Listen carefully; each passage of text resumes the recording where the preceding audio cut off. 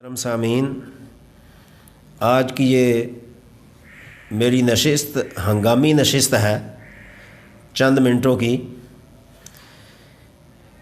کہ دنیا کا خاص طور پر اس ملک کا امن جو ہے وہ بہت عزیز ہے اور ہونا چاہیے، کیونکہ یہ ملک ہمارا ہے اور اسلامی ملک ہے۔ اللہ تعالیٰ کی ایک بہت بڑی نعمت ہے جو اللہ نے ہم کو اس ملک کی شکل میں عطا کی ہے، لیکن کچھ عناصر ایسے ہیں جو اس ملک کا امن برباد کرنے کے مترادف ہیں اور اس کو برباد کر رہے ہیں۔ میں تفصیل میں جانے سے پہلے یہ بات کرنا ضروری سمجھتا ہوں۔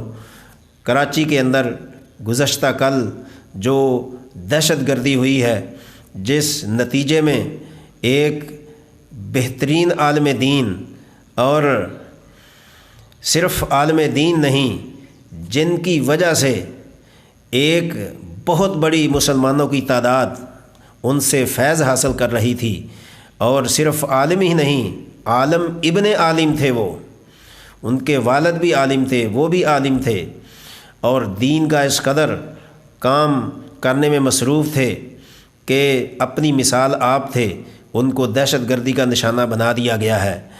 اور صرف یہی نہیں، اگر آپ پچھلی تھوڑی سی تاریخ کا مطالعہ کریں 1990 سے لے کر اب تک، تو اندازہ لگا لیں گے کہ کس قدر علماء کو دہشت گردی کا نشانہ بنایا گیا ہے۔ یہ کیا وجہ ہے؟ آج ہمارے ایمان اس قدر کیوں کمزور ہو گئے ہیں کہ ایک عالم کی موت کو رسول اللہ صلی اللہ علیہ وسلم نے فرمایا موت العالم موت العالم، کہ ایک عالم دین کی موت جو ہے وہ پوری دنیا کی موت ہے۔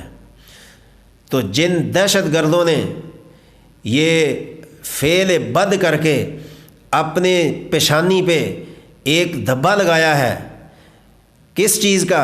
بے شرمی کا دھبا، بے ایمانی کا دھبا، اور ان کو ڈوب مرنا چاہیے۔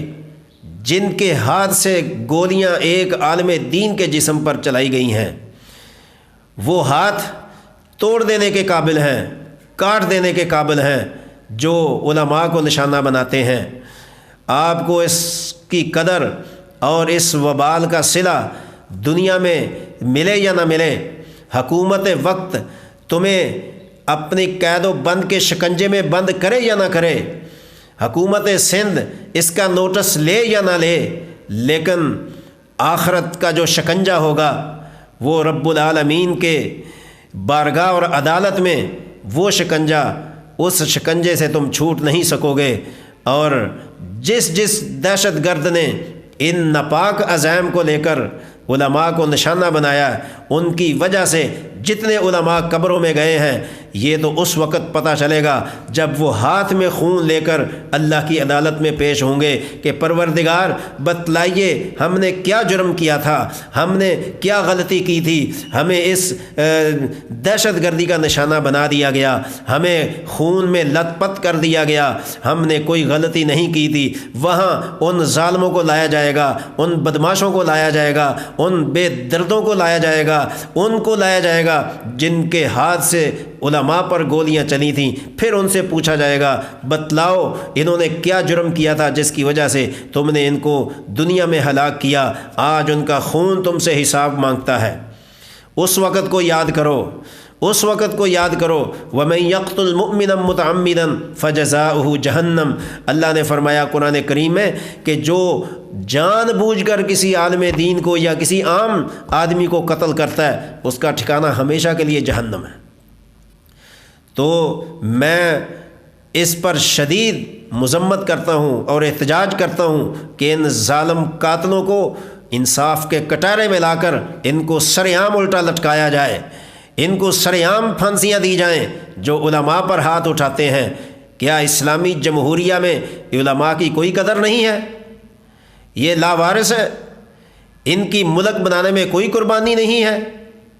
یہ حکومت وقت کو سوچنا ہے۔ یہ وہ سوالات ہیں، اگر دنیا میں تم نے ان کو نہیں سوچا تو قبر میں جا کر سوچنے پر مجبور ہو جاؤ گے۔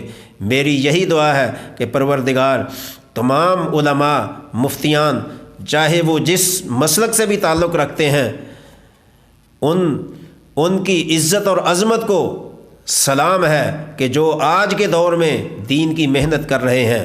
لیکن ہمارے اندر تو کچھ صحافی ایسے ہیں ناعاقبت اندیش ہیں، وہ کہتے ہیں جی یہ پگڑی والے، یہ رومال والے جو کندھوں پہ رکھے ہوئے ہیں، اور یہ داڑھیوں والے، تمہیں ان پگڑیوں سے تکلیف ہے، ان داڑھیوں سے تکلیف ہے، اور تمہیں ان رومالوں سے تکلیف ہے جو رومال غیر مسلم کے اوپر روب ڈالنے کا سبب ہے، اور غیر مسلموں کو چھوڑیں، یہ ہمارے نبی صلی اللہ علیہ وسلم کا طریقہ ہے۔